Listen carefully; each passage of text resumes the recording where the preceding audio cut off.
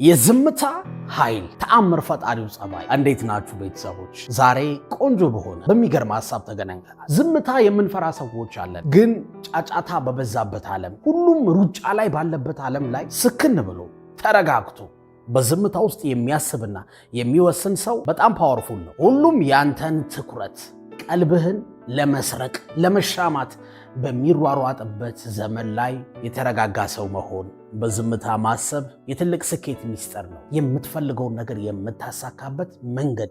ዝምታ አይምሮህን እንድትጠቀምበት ያደርግሃል። ብዙ እድሎች ወደ ህይወትህ ይመጣሉ። ጥድፊያ ላይ ውክቢያ ላይ ከሆንክ ግን አታያቸውም፣ ያመልጡሃል፣ ያልፉሃል። እድሎች ደግሞ ብዙ ጊዜ እንደ ፈጣን ባቡር ናቸው። ካመለጡ በኋላ በጣም አሪፍ ሆነው ሊመጡ ይችላሉ፣ በጣም የሚያስጠላ ሆነው ሊመጡ ይችላሉ፣ ላይደገሙ ይችላሉ። በስራ፣ በትምህርት፣ በገንዘብ፣ በፍቅር ግንኙነት፣ በትዳር፣ በማንኛውም ጉዳይ ላይ ያንተን በሳል ውሳኔ የሚጠይቁ ጉዳዮች አሉ። እነዚህን ውሳኔዎች ስትወስናቸው መቼም አይቆጭህም። ይህን አድርጌው ቢሆን ኖሮ የማትልባቸውን ምርጥ ውሳኔዎች እንድትወስን ያግዛል። ስለዚህ ዝምታ ምን ያህል ህይወትህን እንደሚቀይረው ተአምር እንደሚፈጥር እናወራለን። ከሁሉ በላይ ግን ዝምታን እንዴት ጸባይህ እንደምታደርገው ለስኬትህ እንደምትጠቀምበት እናወራለን። አብራችሁን ቆዩ። ለኢንስፓየር ኢትዮጵያ አዲስ ከሆናችሁ ቻናላችንን ሰብስክራይብ አድርጉ።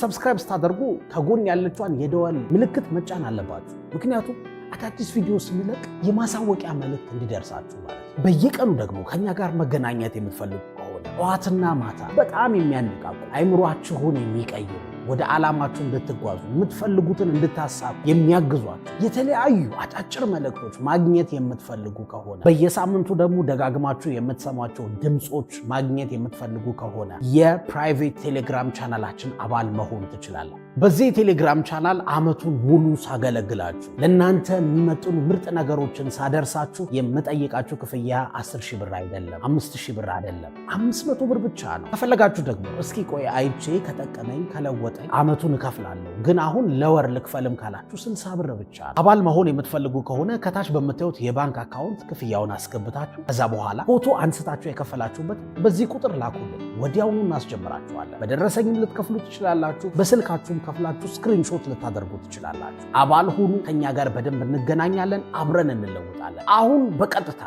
ወደ ዕለቱ አጀንዳችን እንግባ።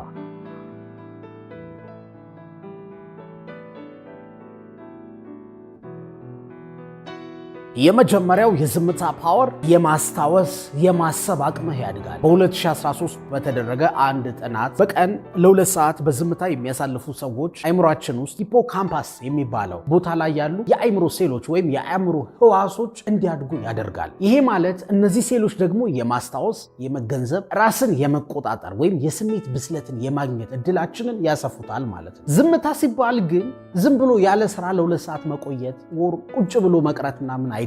ምን ማለት መሰላችሁ? እንደውም የኔን ኤክስፒሪየንስ ሼር ላድርጋችሁ። ለምሳሌ እኔ በየቀኑ የ40 ደቂቃ የዝምታ ጊዜ አሳልፋለሁ። ምን ማለት ነው? ለምሳሌ ይሄን 40 ደቂቃ ለ3 ከፍለዋል። 10 20 10 የመጀመሪያውን 10 ደቂቃ ቁጭ ብዬ ትልቁ ዓላማዬ ወይም የረጅም ጊዜ ሎንግ ተርም ጎሌን አወጣለሁ ወይም እጽፋለሁ፣ አስታውሰዋለሁ። ሾርት ተርም ጎሌንም እጽፈዋለሁ። በዚህ 1 ወር ውስጥ፣ በዚህ 2 ሳምንት ውስጥ፣ በዚህ ሳምንት ውስጥ የማሳካው ብዬ እጽፋለሁ። ከዛ ትላንትና ያሳካኋቸውን ነገሮች እጽፋለሁ። ከዛ ለዛሬ ደግሞ ማሳካት ያሉብኝ በቀን ውስጥ መፈጸም ያሉብኝን ተግባራት እመዘግባለሁ ማለት ነው። ቱ ዱ ሊስቶችን ማለት ልክ ይህንን አድርጌ 10 ደቂቃውን እንደጨረስኩኝ ለቀጣይ 20 ደቂቃዎች ደግሞ ምን አደርጋለሁ መሰላችሁ? ስሜቴ መንፈሴን የሚያረጋጉልኝ ወደ ተረጋጋ መንፈስ የሚወስዱ ህይወቴን ደስታ የሚሰጡልኝ ጽሁፎች አነባለሁ። ብዙ ጊዜ መንፈሳዊ ጽሁፎችን መጽሐፍ ቅዱስን ሊሆን ይችላል የማነብ። እናንተ ደግሞ ከእምነታችሁ ጋር የሚገናኝ ቅዱስ ቁርአንን ሊሆን ይችላል፣ ሌሎች መንፈሳዊ መጽሐፍቶችን ልታነቡ ትችላላችሁ። ከዛ የሆነ የመረጋጋት የመስከን ስሜት ውስጥ ይከታችኋል፣ ደስታ ይሰጣችኋል። ከዛ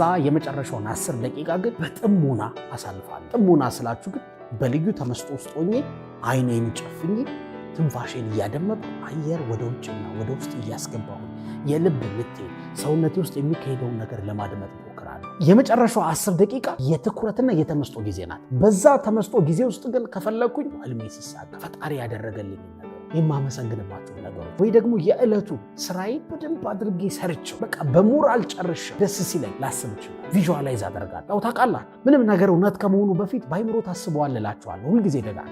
ባይምሮ የሆነ እንዲፈጠር የምፈልገውን ነገር በዛ ቅጽበት አስባለሁ።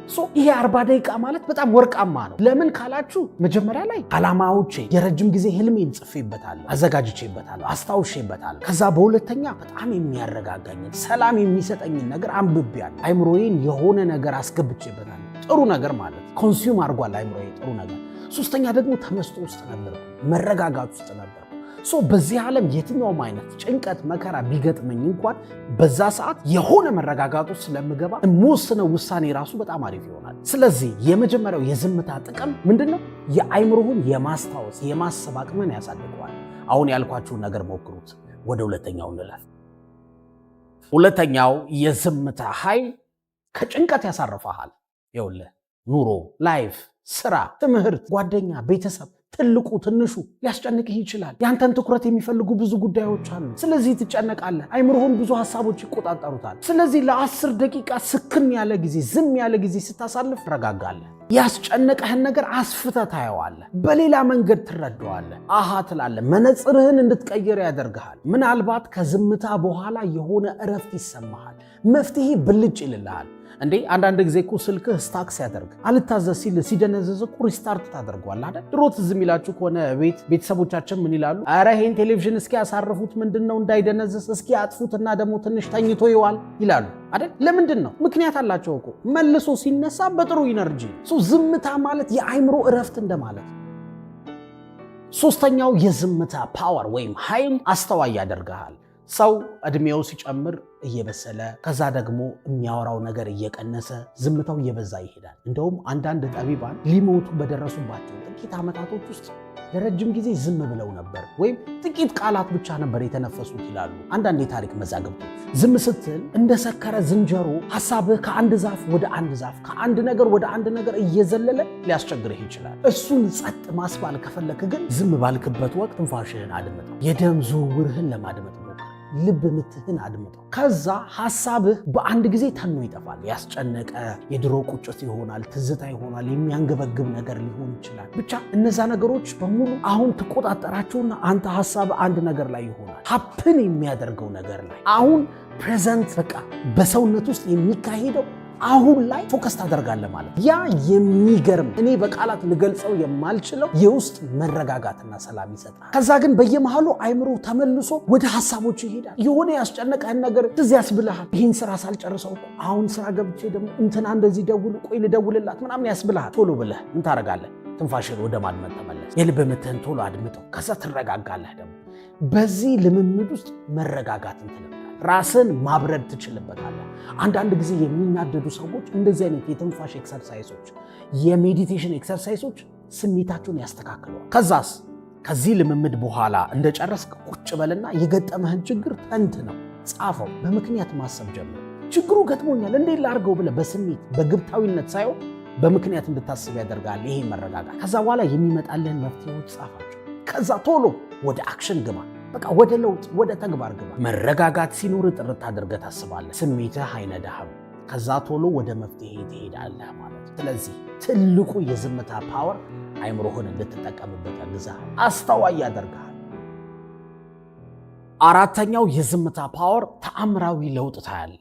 ህይወታችንን ከፍም ዝቅም የሚያደርገው በየቀኑ የምንወስናቸው ትናንሽና ትላልቅ ውሳኔዎች ናቸው። ይኸውልህ በጣም ኢምፖርታንት ጠቃሚ የሚባሉ ጉዳዮች ላይ መወሰን ሲኖርብህ አትቸኩል። ሰዎች ቶሎ በል እንጂ ውሳኔህን አሳውቀን፣ ምንድነው እያሰብክ ያለኸው? ምን አሰብክ ታዲያ ንገረና ምናምን ሊሉ ይችላሉ። በጣም ህይወትህን የሚቀይር ወይ የህይወትን አቅጣጫ የሚወስን ጉዳይ ከሆነ ተራ ካልሆነ ቆይ ጊዜ ስጡኝ፣ የዝምታ ጊዜ ስጡኝ በላቸው። ጸጥ ብለህ ወክ አድርግ። ቤት ውስጥ ከሆንክ አይንህን ጨፍን ራስን ለማረጋጋት ነው። እንዴ አባቶቻችን እኮ እንደዚህ ይላሉ። ይሄ ሐሳብማ ቆይ ትራስን ካው ይላሉ። ሰዎች ሲያስቸኩላቸው ንገረኝ እንጂ ምንድነው ያሰብከው ምናምን ሲሏቸው ቆይ ትራስን ካው ይላሉ። ምን ማለት ነው? ቆይ ልተኛበት፣ ሌሊቱን ላሳልፍበት፣ ጊዜ ስጠኝ ላስብበት ማለት ነው። አየተኝተህ ስትነሳ ራሱ የሆነ የሚሰማህ እረፍት አለ። አዲስ ሐሳብ ሊፈጠርልህ ይችላል። ስለዚህ ዝምታ እያንዳንዱ የምትወስናቸው ጉዳዮች ላይ ካስገባኸው ተአምራዊ ለውጥ ይሰጣል። አንድ ነገር አትርሳ። በህይወት በጣም ምርጥ የምትለውን ውሳኔ የወሰንከው በጣም በተረጋጋህበትና ደስተኛ በሆንክበት ወቅት ነው። ዝምታ ያንን እድል ይሰጥሃል። ቅድም እንዳልኳችሁ ነው። ብዙ ችግርህን መፍታት ከፈለግ፣ የማሰብ ኃይልህን መጠቀም ከፈለግ ዝምታን ልማድህ ልታደርገው ይገባል። ቅድም ባልኳችሁ መንገድ ተለማመደው። ወደ መጨረሻው የዝምታ ፓወር እንሄድ። የመጨረሻውና አምስተኛው ወሳኙ የዝምታ ፓወር ወይም ጥቅም ደስታህን ይጨምራል።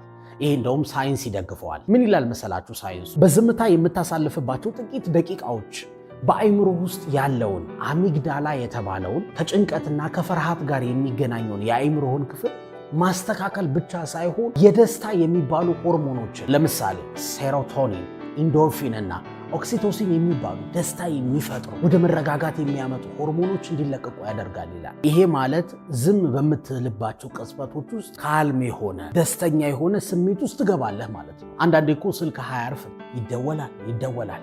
እቤት ስትገባ ደግሞ የሆኑ የሚያሳስቡ ጉዳዮች ይኖራሉ፣ ኃላፊነት ይኖርብሃል።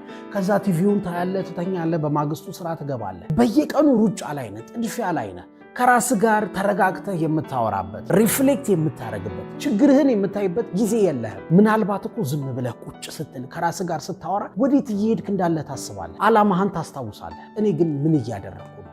ምን ላስተካከል? ገቢዬን እንዴት ልጨምር? በህይወቴ እንዴት ደስተኛ አለሁ? መንፈሳዊ ህይወቴን እንዴት ላስተካከል? የማለት እድል ይሰጣል ዝምታ። ግን ጥድፊያ ላይ ከሆንክ ወዴት እየሄድክ እንደሆነ እንኳን አታውቅም። ወደ ምስራቅ መሄድ እያለብህ ወደ ምዕራብ እየተጓዝክ ሊሆን ይችላል። ከዓላማ በተቃራኒ አክሽኖች እየወሰድክ ሊሆን ይችላል። ለዛ ነው ብዙ ሰዎችን የዛሬ 5 ዓመት የዛሬ 10 ዓመት ያስቀመጣችኋቸው ቦታ ላይ የምታገኟቸው ይሮጣሉ። አንድም ቀን ግን ወዴት እየሮጡ እንደሆነ የማሰብ እድል ለራሳቸው አይሰጡትም። ዝምታ ግን ያንን እድል ይሰጣል፣ ያንን ፓወር ይሰጣል። ተጠቀምበት። ቤተሰቦች ያወራኋችሁን ርዕስ እንደወደዳችሁት የሆነ የሚጠቅም ነገር እንዳገኛችሁበት እርግጠኛ ነኝ። የትኛውን መፍትሄ ወይም የትኛውን የዝምታ ኃይል ወደዳችሁት?